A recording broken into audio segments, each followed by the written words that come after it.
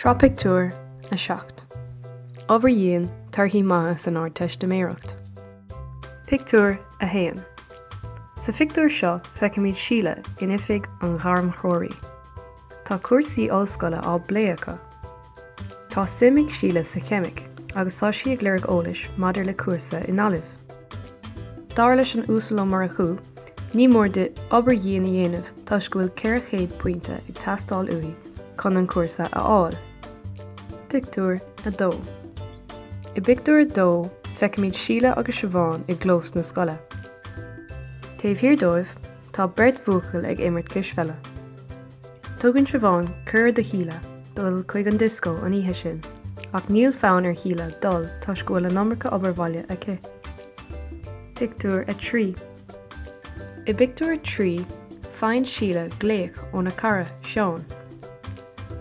Iann sé orthaí ar bhaile dul go dtí an fictiúrlainn an oíche sin. Dar leis tá scanán iontacht ar siúl sa bhaid ag tosú ar a thucht a chlog. Déir síle go bhfuil brónarthaí ach ní féidir le dul tuis go bhfuil aiste le déanamh aici. Is léir ó seo go bhfuil síle an-darraíre faoin na cuid stadéir. Pictiúr a ceathair. Sa pictiúr seo feicimid síle ag stadéir ina seomra colata.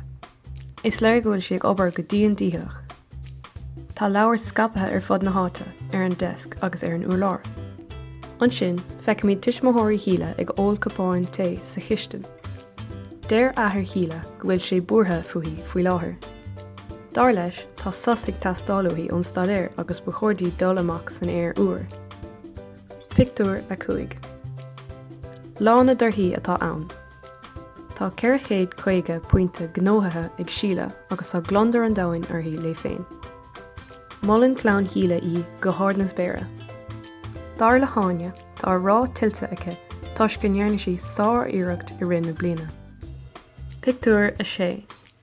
I pictiúr a sé tá síle i mbun chlárúcháin dá cuarsa eolaíochta in ollscoil na hÉireann, Gaillimh. Ba mhóthar fada é de ach tá síle iontacht sásta go bhfuil si inis ag a ceann scríola. Ceistena. Cad atá ar siúl ag na buachaillí i pictiúr a dó? Cén fánach féidir le dul go dtí an fictiúrlainn? Cén chuma atá ar híle i pictiúr a sé?